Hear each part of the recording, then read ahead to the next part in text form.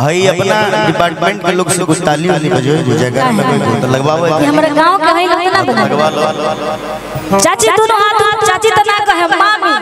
कहे जो में जो मामा में गई मामी दोनों हाथ ऊपर उठाई ता और दीदी हमर बहन जेबी बा मामा वो सब के कहत दोनों हाथ ऊपर उठाई और है ने हमर भाई लोग जितना भी बन दोनों हाथ ऊपर उठाई आप सब और बोली शेरा वाली मैया की भैया जितना भी पीछे बनी रहो सब के कहत रुको है ना बोली साचे दरबार की है ना हम हई पार्टी हमार हाथ होने से लगवे तो है ना पीछे आ जा होने से है ना हमने के उठाओगे हम तुम अच्छा ई बात बा तब तो मतलब चाचा लोग हमरा में बालो हां ठीक बा मामा हमरा में बानी चाचा हां मामा रोल हमरा में बानी लो ना तो दोनों हाथ ऊपर उठाई एगो हाथ बाकी ना रह के चाहिए उठाई दोनों हाथ ऊपर उठाई दीदी आप सब भी उठाई रोल के भी कहता नहीं मम्मी दोनों हाथ ऊपर देख ले गुरुजी जकर लगवा लो और बोली शेरा वाली मैया की आवा ने पीछे साचे दरबार की हां हाय तक भाई बिना कहले चिल्लाए लगी कहां छी आवा कि आर मिल भर हइयारवा करे अर्जी हो पावर देखबू बहुत रुके कंपटीटर बड़ू बहुत तरह के कंपटीशन लड़ेगा बा बिना कहले हाला होला एक लाइन सुनले के बाद से सुन लो बोलिए मत कि आर मिल भर हइयारवा करे अर्जी हो कि देही पर चढ़ा द देवी मैया इहे लो कहबे कर लो इलो जालो ना बाबा मैया रंग के दरबार में तो मांग लो का मांग लो सुना ना हई देश के रक्षा करे वाला जवान हो का हो रक्षा करे वाला पहले के तरह वो ठलानी लगा के घूमे हई सब भाई ऐसे रहे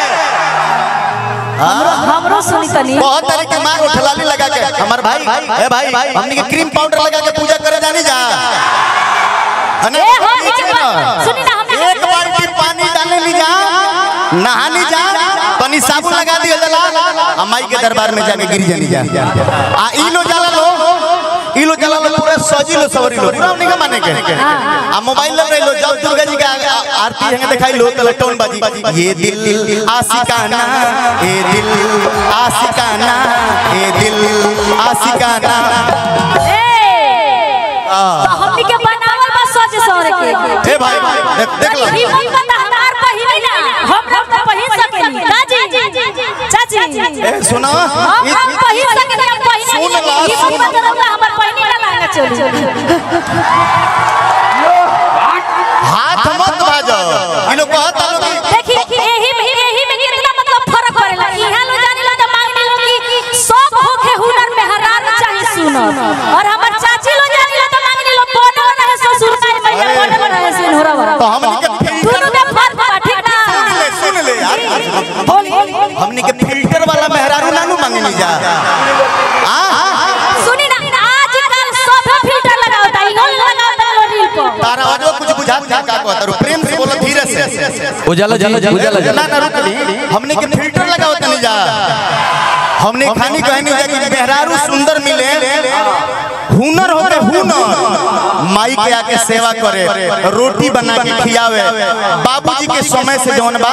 तौन खाना दे कि सब होके हुनर मेहरारू चाहिए हुनर माने का करू हुनर माने कला होला तो सब कला आई तब नु अब तार माई के बना के तार भौजाई के लिंगरा से रोटिए ना देला ना कहली हमरा से बेलाते नहीं उजाला जी अपक्ष मत खींचे पक्ष नहीं खींचे बगरिया जाए के ध्यान रखिए कि उजाला जी अगर पुनीता प्रिया का गुरु बोलने लगा तो यहाँ किसी की औकात नहीं है कि बोल पाए ये ध्यान रखिएगा ताली बजा दीजिए बाबा का सहयोग है कि लाला बेलामा के लड़की को विजयपुर प्रखंड के लड़की को ले जाकर के पटना पवन जी के संग तमाम गीत रितेश जी के संग प्रमोद जी के संग सबके संग आया और वो गीत गाए भी मगर अंत में उड़ा के बजा ली और बाद लोग मैं क्या बोल रहा था उजाला जी मैं क्या बोल रहा था आप दोनों जो गा रहे हैं थोड़ा सा जल्दी जल्दी हल्ला हो रहा है ये अपने सवाल को आप मेरा आग्रह नहीं है वंचित घोषक होने का नाते आदेश है दोनों के लिए कि या तो आप सवाल करिए बीच में बोलिए मैं पुनीता प्रिया जब बोले तो और नहीं तो ये नहीं बोले पहले आप गा लीजिए आपका क्या सवाल है उसका जवाब पुनीता प्रिया अगर ना दे तब तू बोला ये तो मर्दों के बोलने के मौका चाहिए थाली में जरूर बोली भाई रवा बोले दे तनी मेहरारू के बोले दे तनी लाठी हुड़ रहतनी आई यार मिला भरवा ना वही चाहता है खाली उड़ा कर ए मनिया के तना फरक बा बरजेश भैया हमार दीदी गई बड़ी मंदिर तो मांगतारी यार में लग भरवा ए मनिया कितना फरक बा देवी देह पर चढ़ा दो देवी मैया वर्ती और ये हमार यहां लो जानो जता सब होके हुनर मेहरा चाहिए से ये मांगे जी कि आर मिल भर हैयारवा करे अर्जी हो आ ताली बजा के झूम के कि देह पर चढ़ा दो देवी मैया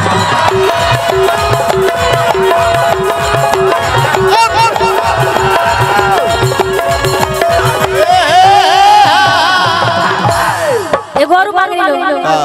कि यार नीम के पतैया माली खतनी लेटा आ देखी मैया रानी कोई दी है सिकन जा हमें हरा रू मिली बेटर में हरा रू मिली बेटर यही में रबल यही में कि यार नीम के पतैया माली खतनी लेटा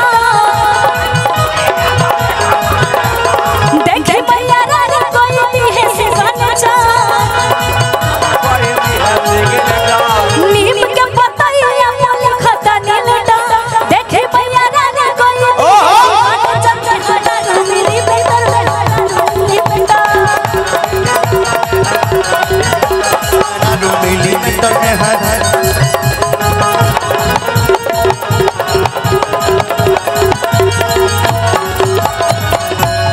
अब दूगो लोग गीत ओकरा बाद हमनी के सेवा समाप्त होई